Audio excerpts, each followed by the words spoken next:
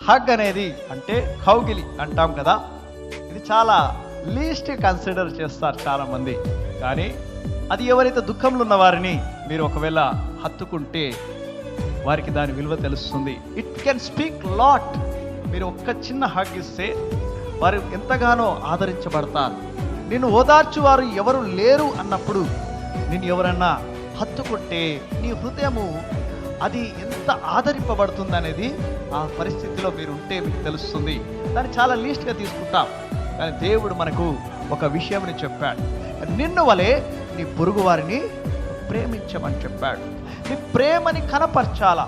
దేవుడు నాలో ఉన్నాడు, దేవుడు రక్షకుడుగా నాలో జన్మించాడు అని నువ్వు నిజమైన క్రైస్తవునిగా జీవించాలి అంటే, ప్రేమని పంచకుండా జీవిస్తున్నావంటే జ్ఞాపకం చేసుకోండి, దేవుడు నీ మీద ఆనందముగా ఉండడు.